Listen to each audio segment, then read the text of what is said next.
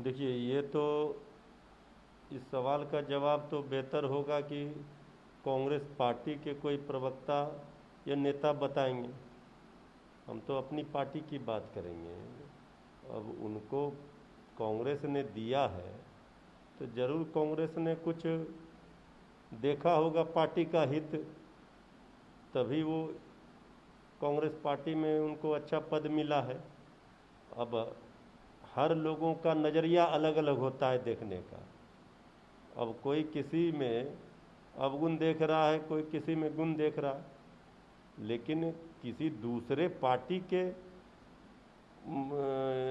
सलाह पर या दूसरे पार्टी के कहने पर कोई किसी को गलत कह दे तो उससे तो हर पार्टी अपने दल के जो नेता होते हैं उनको अगर कोई जिम्मेवारी पद दिया जाता है तो वो पूरा ठोक ठटा करके देखती है पार्टी, तभी उनको देती है जिम्मेवारी। कांग्रेस ने अगर दिया है तो कांग्रेस देश की सबसे पुरानी पार्टी है, तो कुछ सोच समझ के लिए, बेहतरी के लिए दिया होगा, कुछ सोच समझ कर ही दिया होगा।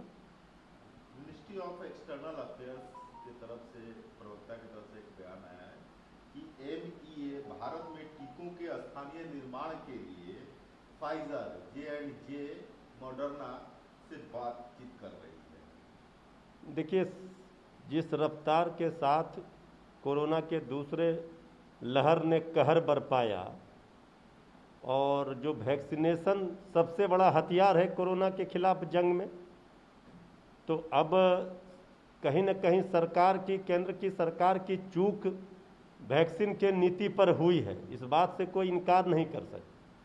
सरकार चाहे जिन कारणों से हुआ हो, सरकार आज जो भी दलील दे रही हो, लेकिन जो हमारे आदरणीय प्रधानमंत्री जी पीठ थपथपा रहे थे कि विश्व गुरु हो गया भारत, कोरोना के दूसरे लहर में जो फजियत हुई है, सरकार की गलत नीतियों का खामियाजा लोगों को भुगतना पड़ा है।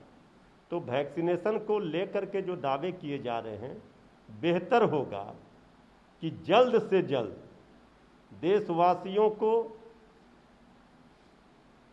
वैक्सीनेट कर दिया जाए, तभी, क्योंकि तीसरे लहर का भी आशंका जताया जा रहा है।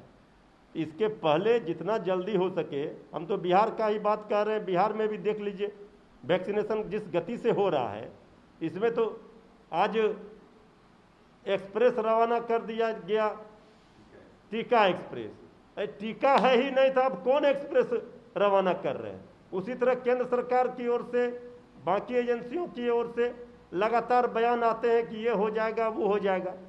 भाई, ये जब तक, अभी तक कितने लोगों को वैक्सीनेट किया गया?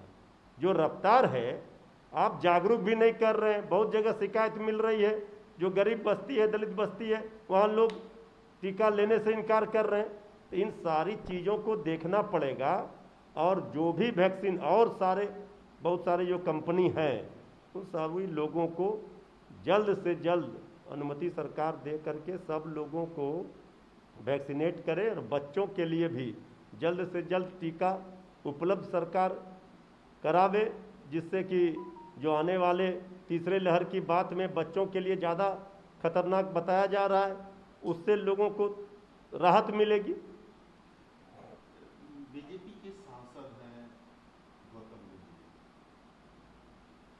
उनके एक फाउंडेशन है, उस फाउंडेशन पर कोविड दवाओं की जमाखोरी का आरोप किया हुआ है, दिल्ली हाईकोर्ट में ये जाता है। देखिए, गौतम गंभीर पहले तो अंतर्राष्ट्रीय क्रिकेटर हैं, देश के खिलाड़ी हैं, अच्छे बड़े खिलाड़ी रहे हैं। बीजेपी ने चुन चुन करके, चाहे कोई फिल्मी स्टार हो, कोई क्रिकेट स्टार हो, लोगों को दिया। अब देखिए, गोरखपुर में ही योगी आदित्यनाथ इतने दिनों से सांसद थे, लेकिन उनको भोजपुरी फिल्म स्टार रवि किशन जी को उतारना पड़ा, उनके पास कोई कार्यकर्ता नहीं मिला। तो गौतम गंभीर जी को टिकट दिया, क्योंकि ग्लैमर तो है, एक जो इंटरनेशनल क्रिकेटर है इतना, तो गौतम गंभीर बीजेपी के सांसद हो गए। लेकिन जो आरोप आज एक बीजेपी सांसद के रूप में उन पर लग रहा है, तो कहीं ना कहीं इसमें जो सांसद के इर्द गिर्द जो बीजेपी के लोग होते हैं, क्योंकि बीजेपी से बहुत दिनों से नाता गौतम गंभीर जी का नहीं रहा है, वो राजनीति के मंझे हुए खिलाड़ी अभी नहीं हैं, क्रिकेट के बहुत बड़े अंतर्राष्ट्रीय खिलाड़ी हैं, तब वो अब फंस गए हैं। इसलिए इस मामले पर कानून अपना काम करेगा। जब माननीय न्यायालय ने संज्ञान लिया है तो जो गलत होगा तो उनको सजा मिलनी चाहिए।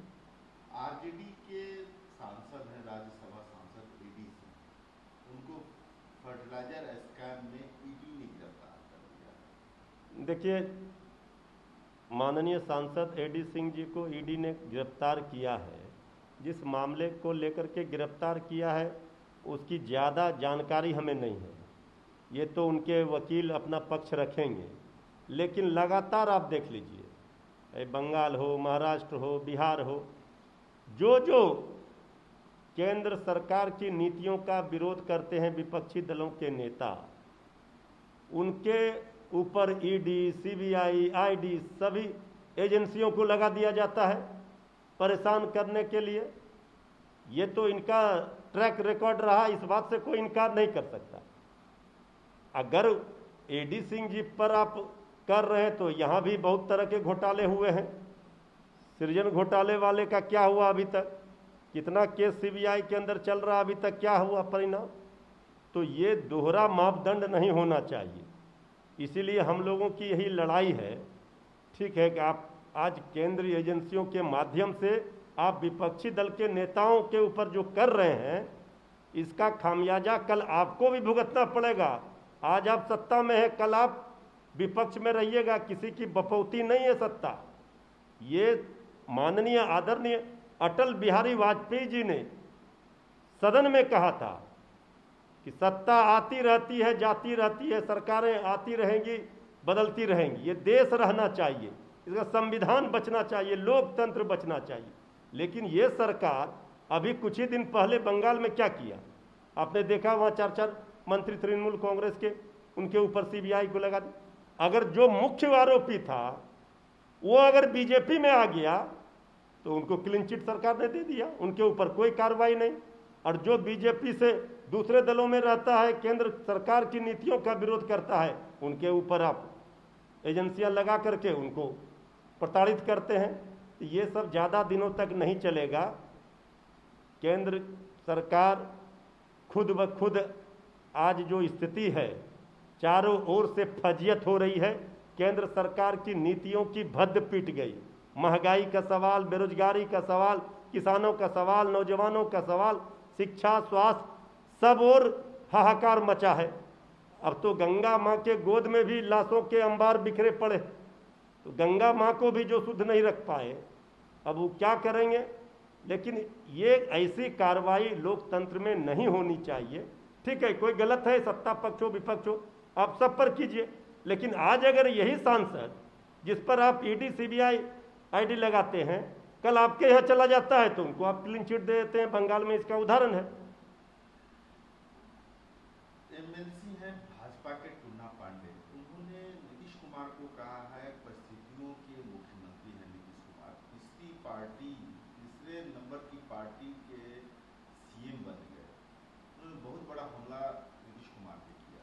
देखिए, विधान पार्षद बीजेपी के टुन्ना पांडे जी हैं, वो पहले व्यक्ति बीजेपी के नेता नहीं हैं।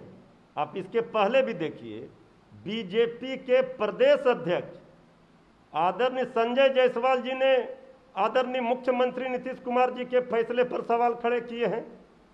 बीजेपी के एमएलसी रजनीश कुमार जी ने बीजेपी के फैसले पर कुछ दिन पहले सवाल खड़े किए थे, मुख्यमंत्री जी के फैसले पर। सरकार, बीजेपी लगातार मुख्यमंत्री जी के फैसले पर, सरकार के फैसले पर सवाल खड़ा कर रही है।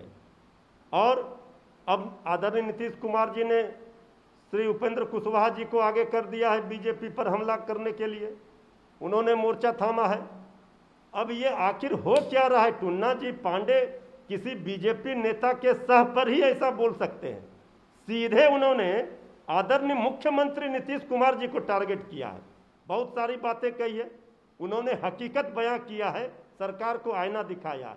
ये बात तो सत्य है कि बिहार की जनता ने तेजस्वी यादव जी को मुख्यमंत्री के लिए अपना जनमत दिया था, जनमत का अपहरण हुआ।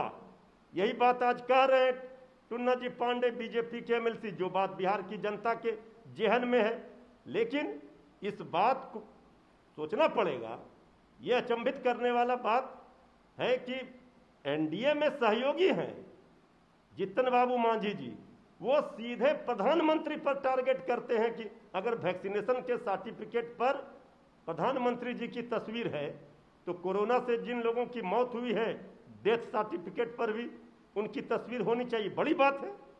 अब आप सोचिए कि बिहार में इस एनडीए की सरकार में क्या घालमेल है और किस तरह का नूरा कुश्ती चल रहा है। ये नूरा कुश्ती है असली मुद्दे से जनता का ध्यान भटकाना। जो सवाल है जनता की सेवा में सरकार विफल रही। जब महामारी में कोरोना काल में चारों ओर लोग त्राहिमाम कर रहे थे, असंख्य चिताएं जल रही थी, लाशों के अंबार पड़े थे गंगा मां की गोद में, अस्पतालों में व्यवस्था नहीं, दवाई नहीं, बेड नहीं, दवाई की कालाबाजारी, एम्बुलेंस कोई छुपा रहा, कोई ऑक्सीजन छुपा रहा। सरकार तो नाकाम साबित हुई। सरकार के खिलाफ लोगों में गुस्सा है, सरकार के लोग भी ये समझ रहे हैं। और एक टुन्ना जी पांडे नहीं है, एक दो तीन लोग नहीं हैं। आने वाले दिनों में ये संख्या बढ़ेगी जो सरकार में रहकर सरकार की गलत नीतियों का विरोध करेंगे। जनप्रतिनिधियों का कोई सम्मान बिहार में नहीं है, इस बात से कोई इनकार नहीं कर सकता। इसलिए लोगों में गुस्सा है माननीय विधायकों में, और जिस तरह से ये नैया डगमगा रही है एनडीए की, ये इसी बरसात में डूबेगी, इसमें कोई आश्चर्य की बात नहीं हो सकती।